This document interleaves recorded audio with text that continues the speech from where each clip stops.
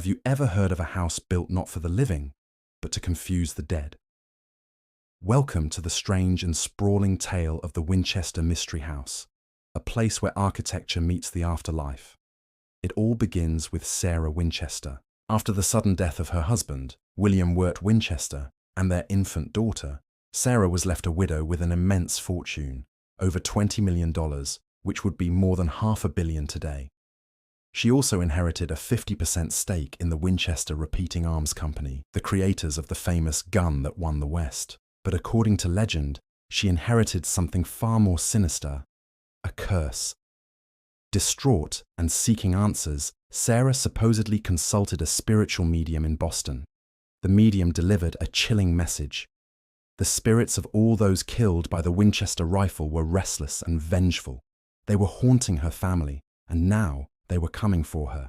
The medium's advice was bizarre but specific. Sarah was to move west, buy a property, and start building a house. And she must never, ever stop building. As long as the sound of hammers echoed, she would be safe from the spirits. So, in 1886, Sarah arrived in the Santa Clara Valley in California and purchased an unfinished 8-room farmhouse. And then, the construction began. For 38 years, 24 hours a day, 7 days a week, the house was a constant whirlwind of activity. Carpenters and craftsmen worked in shifts, with Sarah herself acting as the architect, often sketching designs on napkins and tablecloths. But this was no ordinary construction project. The house grew without any master plan, sprawling in every direction. It became a labyrinth of architectural oddities. Imagine this: a grand staircase that leads directly into the ceiling, a door on the second floor that opens to a straight drop to the garden below, a tiny room with 3 entrances and 5 fireplaces, hallways that twist and turn, leading to dead ends. There are windows built into floors and skylights buried between stories. It's a place designed to disorient and confuse.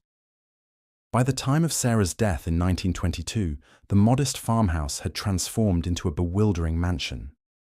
The final count is astonishing: 160 rooms, 47 fireplaces, 10,000 window panes, 2,000 doors, 40 staircases, and 13 bathrooms. Some staircases have steps that are only 2 inches high, supposedly to accommodate Sarah's debilitating arthritis in her later years. She also had a fascination with the number 13. You'll find 13 bathrooms, 13 hooks in certain closets, 13 panes in many windows, and even a chandelier with 13 candles. But why all this chaos? The popular theory is that Sarah wasn't just building a house. She was building a spiritual puzzle. The maze-like corridors, the doors to nowhere, the pointless staircases. They were all designed to confuse the malevolent spirits that she believed were pursuing her. She would sleep in a different bedroom every night, moving through secret passages to keep the ghosts guessing. The grand ballroom, built almost entirely without nails, cost a fortune, but was barely ever used. Was it a lavish offering to the spirits, or just another part of the confusing design? After Sarah's death, the relentless construction finally ceased. The hammers fell silent. But did the spirits leave? Or were they trapped inside the very maze built to confound them? Visitors and staff at the Winchester Mystery House today report all sorts of unexplained phenomena. The feeling of being watched, sudden cold spots in warm rooms, doors that seem to lock and unlock on their own.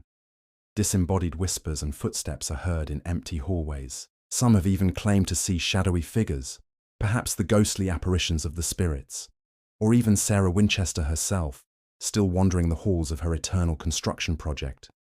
Was Sarah Winchester a grief-stricken woman seeking solace in a never-ending hobby? Or was she a tormented soul, desperately building a fortress to protect herself from a phantom army? Did she succeed in confusing the spirits? Or did her obsession create a permanent home for them, trapping them, and perhaps herself, within its winding walls forever?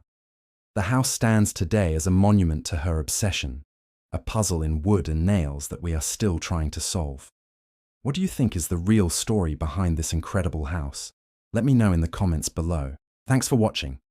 And if you enjoyed this journey into the mysterious, don't forget to like, subscribe, and hit that notification bell for more strange tales. See you next time.